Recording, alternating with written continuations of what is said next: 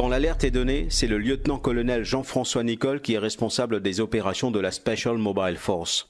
De Vaco à Port-Louis, sa première tâche a été de se frayer un chemin. En simultané, on est parti sur le Codan, là où il y avait des gens qui étaient piégés dans les dépassages souterrains du Codan. By the time the crafts had reached, and we deployed up to 4 vessels into the water. There were people stranded up to shoulder deep in water, and the standard duty watch personnel who were not, I would say, absolutely trained in diving operations and doing this kind of job quickly reacted, and all personnel of the MPF, Mauritius Police Force, there, the traffic policemen, the other agencies such as fire and all, they were not, though trying to get into water, but they would not have been able to rescue people because of the level of water. So their NCG personnel took on lead in that factor. Bien que peu entraînée à ce genre d'opération, la National Coast Guard était sollicitée de toutes parts ce samedi 30 mars.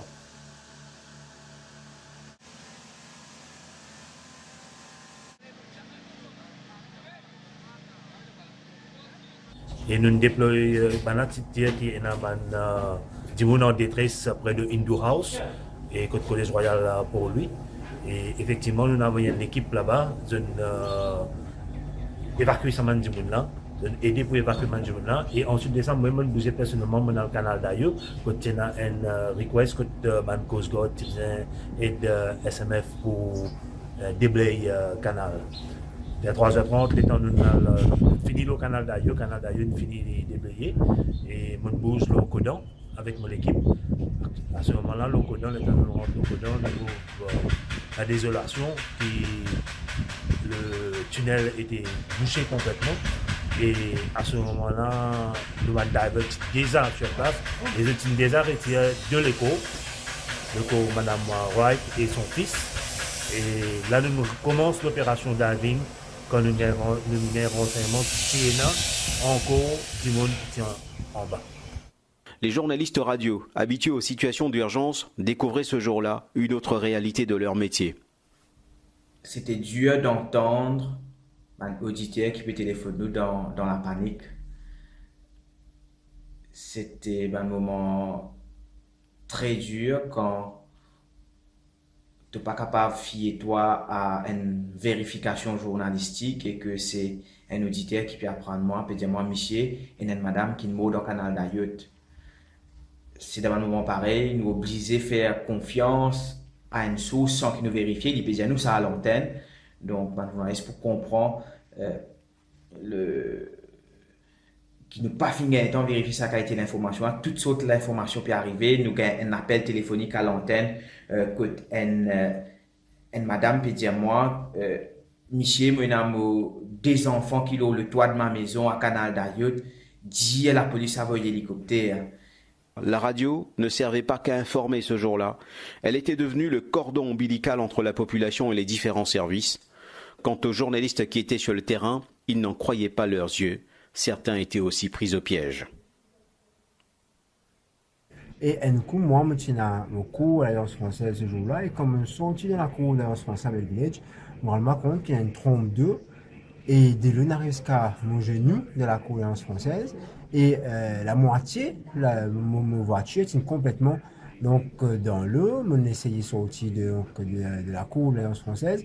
Et là, l'autoroute de Bell Village, à un moment donné, je me rends compte qu'il y a un tonneau qui peut venir à grande vitesse. Et ce tonneau-là, si une voiture fait attention, il bascule d'un côté, il va venir écraser contre ma voiture. Et le tonneau final contre une autre voiture. C'est là qu'il me rend compte en fait de l'ampleur de la situation. Et tout de suite après, je me retrouve coincé au milieu de l'autoroute parce que l'autoroute commence à faire slalom. Et là, il finit complètement à l'arrêt. Le photographe Harold Etiennette avait vécu les émeutes de 1999. Mais le 30 mars, c'était une autre histoire. Mais en tant que photographe, moi dire comme ça, moi bien fait mon travail à ce moment-là. La pluie tombée, nous typé à l'infonction, malheureusement, la voiture est pas en panne, mais bloquée là, à ce moment, bloquée là. De l'eau commence à monter, donc, je n'ai une autre alternative. Le fait qu'il y ait un photographe, je dis, moi, bizarre, il y a une photo là. Et donc, tire mes souliers, me mets dans mon sac, me prends ma caméra, la pluie est gros, me rentre dans de l'eau, même jusqu'à 14, me tire comme ça, me dans de l'eau, me pas de peur, me fait un cliché, me dit, me bizarre, mais ça m'a un cliché, me immortalise ça. Il était accompagné ce jour-là d'Amy Kamana, une jeune journaliste qui se préparait à aller couvrir une conférence de presse quand les événements allaient changer le destin de ce samedi. Assez traumatisant comme expérience. Moi personnellement, c'était la première fois que je voyais ça depuis que je fais ce métier-là, quoi. Ben, on était dans l'eau, hein. Harold prenait des photos et moi j'étais là. À un moment donné, je me suis avancée vers le tunnel et j'ai pas vu de tunnel. Et là, je me suis dit, bon Dieu, mais j'espère qu'il n'y a personne là-bas.